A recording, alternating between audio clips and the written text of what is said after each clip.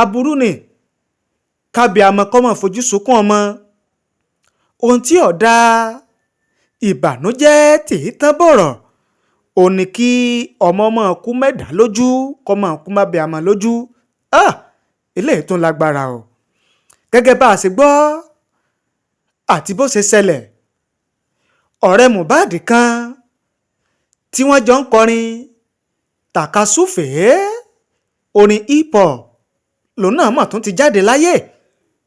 tàwa ni ọ̀rẹ́ Mohbad tó tún jáde láyé tó fàyè lẹ̀ tó káyé pódìbò ṣe, kí lorúkọ rẹ̀?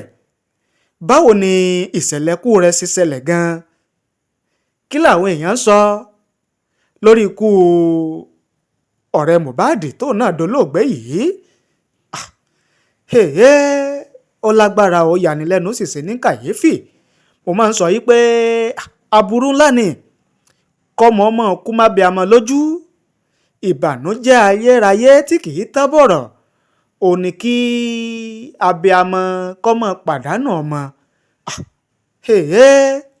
gẹ́gẹ́ bá a ṣe gbọ́ àti bó ṣe ṣẹlẹ̀ nínú ìròyìn bó ṣe jáde, ọ̀rẹ́ Mohbad kan tí wọ́n jọ ń kọrin tàkasúfèé tó náà sì jẹ́ gbajúgbajà olórin, ìyẹn Oladipo Olabode Oladimeji táwọn èèyàn mọ̀ sí Oladips lòun náà mọ̀ tún ti jáde láyé ní aago 10 kọjá ìṣẹ́jú 14 alẹ́ ọjọ́ Ṣẹ́gun Tuesday ọjọ́ 14 oṣù kọkànlá ọdún 2023. ó ní àrí lójú òpó ayélujára ìyẹn Instagram page rẹ̀ táwọn ọ̀rẹ́ rẹ̀ tí wọ́n sì gbé síbẹ̀ wípé Oladips ọmọ tún ti jáde láyé tó náà jẹ́ ọ̀kan lára àwọn gbajúgbajà olórin tàkasúfèé. sẹ́ẹ̀rí pọ̀ lágbára. nínú àtẹ̀jáde tí wọ́n fi kéde ikú Oladipo ni wọ́n ti ṣàlàyé pé ó ti ju ọdún 2 lọ tọmọkùnrin yìí Oladimeji Oladipo tó ti ń bá àwọn làásìgbò kan fínra tó dàbí ogun ayé tí ò sì sọ fẹ́nìkankan kó tó di pé ó dolóògbé lójijì lọ́jọ́ Ṣẹ́gun Tuesday ọjọ́ 14 oṣù kọkànlá ọdún 2023. tẹ́ ẹ bá gbàgbé, tẹ́ ẹ bá rántí, kò kàn tí ẹ̀ sì pé ẹ̀ ń gbàgbé níbẹ̀ torí pé rògbòdìyàn kú Mohbad gan kò tí ì tán lẹ̀. níta wá sọ ni pé kò tí ì ju oṣù 2 àti bí ọjọ́ 3 lọ tí Mohbad kú, tá a tún wá fi gbọ́ ikú Oladipo Oladimeji tá a mọ̀ sí Oladips Yìí tó sì jẹ́ pé akọrin tàkasúfèé orin hip hop bíi ti Mohbad náà ni Oladips Yìí. ṣùgbọ́n o àwọn mọ̀lẹ́bí Oladips wọ́n ti wà nílé ọ̀fọ̀.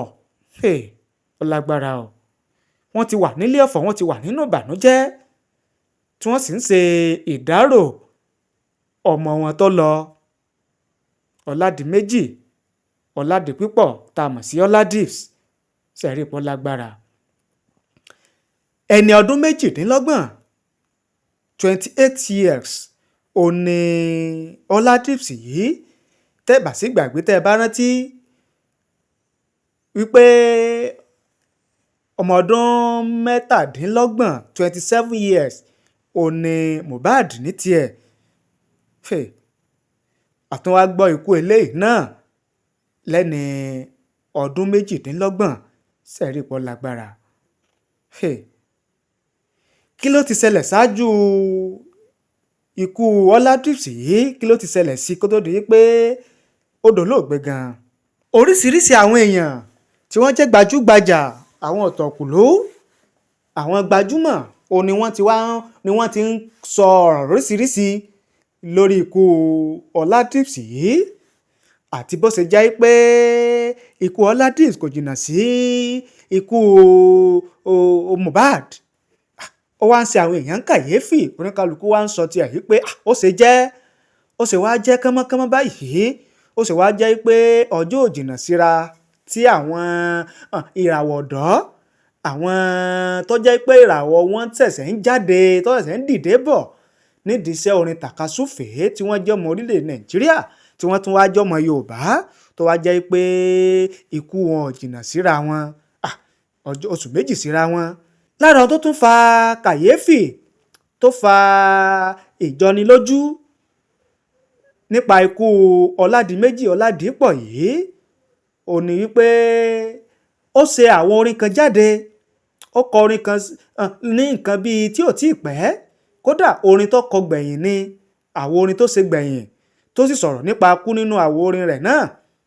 Nínú fídíò orin ọ̀hún tó pe àkọlé rẹ̀ ní Die Young, ni ló ti kọrin yìí pé kọ́bẹ̀ Èdùmàrè kó jọ̀ọ́ kó jẹ́ kóun ó dàgbà, kó má jẹ́ kóun ó kú ní rèwerèwe, torí pé ìgbà táwọn èèyàn bá tó kú, táwọn èèyàn bá gbọ́ ìròyìn nípa kú èèyàn, òní wọ́n tó máa ń béèrè èèyàn, òní wọ́n tó máa ń rántí èèyàn, ó gbàdúrà wípé kọ́bẹ̀ Èdùmàrè kó má jẹ́ káyé ó fi ikú òjijì mọ́ òun. Ṣẹ̀wárí tó tún wá padà ṣẹlẹ̀ lẹ́yìn tó ṣe àwo orin yìí tán.